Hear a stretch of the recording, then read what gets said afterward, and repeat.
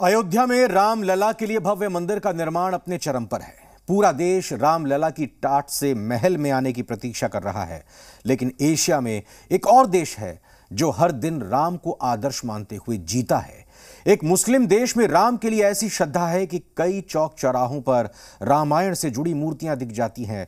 पूरे साल रामलीला होती है और सनातन संस्कृति को यह देश अपने साथ जोड़े रखने में गर्व महसूस करता है। गरुड़ पर सवार विष्णु की तस्वीर भी नजर आ रही है मेरे पीछे, और इस जगह का नाम, इस मॉल का नाम भी कृष्णा पर रखा गया है और इस तस्वीर में देख भी सकते हैं। और दोनों तरफ जिस तरह की मूर्ति हैं वो भी आपको नजर आ रही हैं, विष्णु की गरुड़ पर सवार होते हुए दूसरी तरफ भी।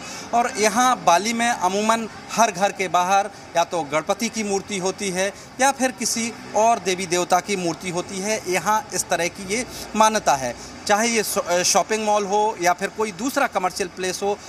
ये बहुत ही कम निवेश पर पैकर्स एंड मूवर्स बिजनेस शुरू करके महीने का 5 लाख कमाते हैं। इनसे सीखना है तो फ्रीडम ऐप को अभी डाउनलोड कीजिए। इसी जगह पर भी आपको जो है ब्रह्मा विष्णु महेश ऐसे देवताओं की जो है वो मूर्तियां देखने को मिल जाएंगी। बाहर इनको रखना शुभ माना जाता है। और इस जगह पर देखिए, बाहर मॉल में सबसे बाहर आपको भगवान कृष्ण की तस्वीर भी नज़र आ रही है, ये मूर्ति भी नज़र आ रही है।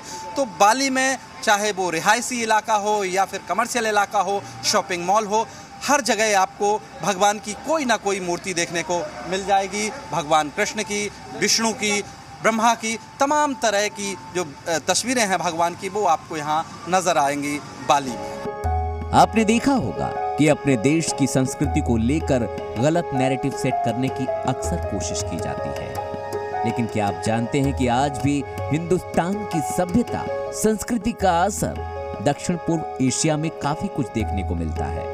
इंडोनेशिया इसका एक उदाहरण भर है। इंडोनेशिया के साथ भारत का सांस्कृतिक संबंध 2500 वर्ष पुराना है। इंडोनेशिया की 90% आबादी मुस्लिम है, फिर भी वहां की संस्कृति पर रामायण का काफी असर है। इंडोनेशिया के लोगों के दिल में भगवान राम के लिए खास जगह और सम्मान है। इस देश के मुस्लिम भगवान राम को अपने जीवन का नायक और रामायण को अपने दिल के सबसे करीब मानते हैं। राम कथा पर आधारित इंडोनेशिया का प्राचीनतम ग्रंथ रामायण काकावीन है। रामायण काकावीन की रचना कावी भाषा में हुई है। ये जावा की प्राचीन शास्त्रीय भाषा है। इस ग्रंथ की रचना कवि योगेश्वर ने की थी। इंडोनेशिया की रामायण में 26 अध्याय हैं। यहाँ की रामायण में भगवान राम के पिता दशरथ को विश्वरंजन कहा जाता है। इस रामायण की शुरुआत भगवान राम के जन्म से होती है। बाली के तोहफाटी में भगवान राम और उनकी बानर सेना की ये सुंदर तस्वीरें आपको नजर आ रही हैं। बड़ी स्टैचू जो है भगवान राम की है, और उसके साथ आप चारों तरफ जो तस्वीरें देख रहे हैं वो बानर सेना की है। और क्या है, बाली के लोग इन मूर्तियों के बारे में जानते हैं, स्टैचू के बारे में। हमारे साथ मिस्टर गैडे हैं बाली से। Mister Gede, tell us about these statues. This statue, it is we call the Rama statue, yeah. In Balinese we call Rama. In India maybe call Ram, yeah. Okay. And this about other statue? The other statue we have like Hanuman, and also Sugriva, and also with the follower with monkey. They want make bridge go to Alenka. Yeah. These all statues. What is showing? They're showing for the history of the Ramayana. पहली शताब्दी से 15वीं शताब्दी तक Indonesia पर अनेक हिंदू और बौद्ध राजाओं ने शासन किया। इंडोनेशिया चोल साम्राज्य का एक महत्वपूर्ण हिस्सा था। इस दौरान यहां अनेक हिंदू मंदिरों और बौद्ध विहारों का निर्माण भी कराया गया,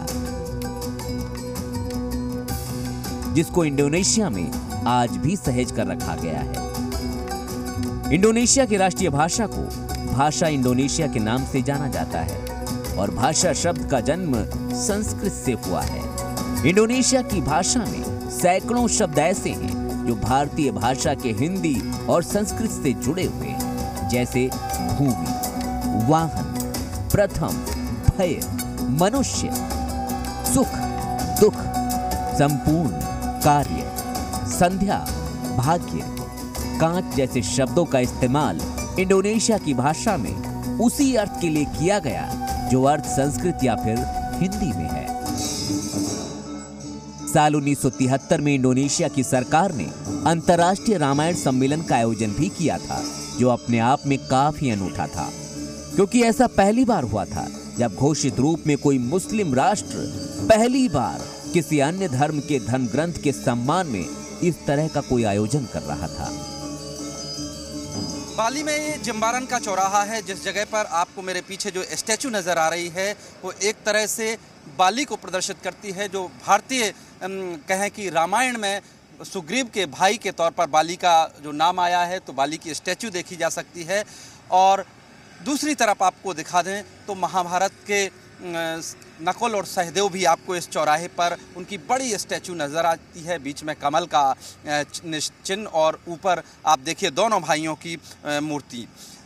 इंडोनेशिया में रामायण, महाभारत, ब्रह्मा विष्णु महेश और भारतीय संस्कृति से जुड़ी हुई आपको तस्वीरें जगह जगह चौराहों पर देखने को मिल जाएंगी। और बाली तो ऐसा इलाका है जहां पर आपको जगह जगह इस तरह की तस्वीरें देखने को मिलती हैं जो रामायण, महाभारत से जुड़ी हुई हैं। यानी आपको समझ में नहीं आता है कई बार कि आप भारत में हैं या भारत के बाहर, क्योंकि बाली का जो कल्चर है वो पूरी तरह से भारतीय कल्चर से मेल जोल खाता है।